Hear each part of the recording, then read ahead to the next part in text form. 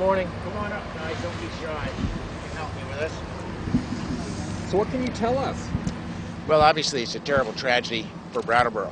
And as a kid that was born in this town, I can't tell you, first of all, how grateful I am that no one was hurt.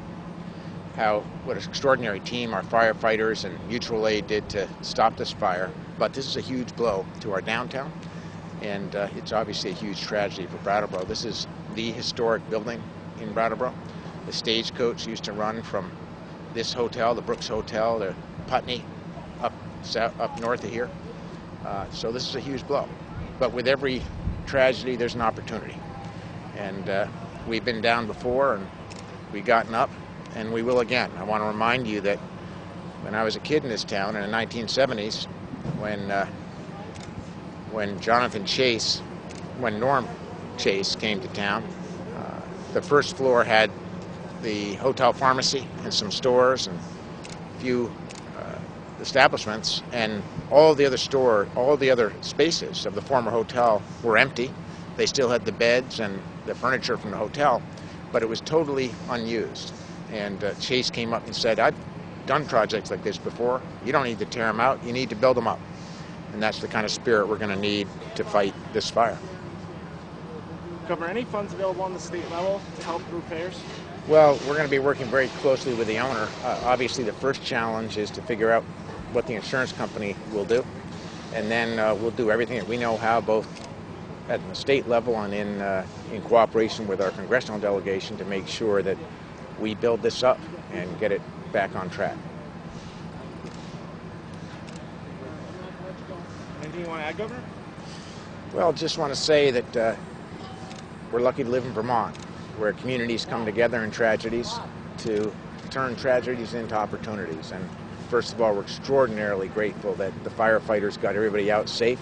No smoke, no smoke inhalation, no heat damage. Everyone's safe. 59 families, 10 businesses out safe.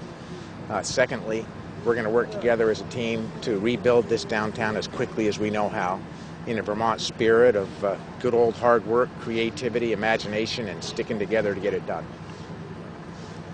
Governor, not to change the subject, but how is the state responding to the suit filed by Richard Smith and Energy Wholesale? We'll be talking about that at 3 o'clock today in Montpelier. We're just reading through the filing, and we'll have a comment on that mid-afternoon. Have you actually talked to Jonathan Chase, the owner? Yes, and he's here. He's actually going to go meet with insurers now, but Jonathan is involved and very much wants to rebuild and make sure that we get Brattleboro back on track. But you've spoken to him today? Yes, he's just around the corner. Can you give us an insight into why you think the building might collapse? Excuse me? Can you give us an insight into why they think the building might collapse? Well, if you look up at the very top in back of me, you'll notice that there's a bow on the street side towards the top floor, and you almost have to stand closer to the building to see it. But there is a bow leading out to the street side. That's obviously of concern, because if it comes down, it's coming down in the street. We need to get this street opened up as quickly as possible.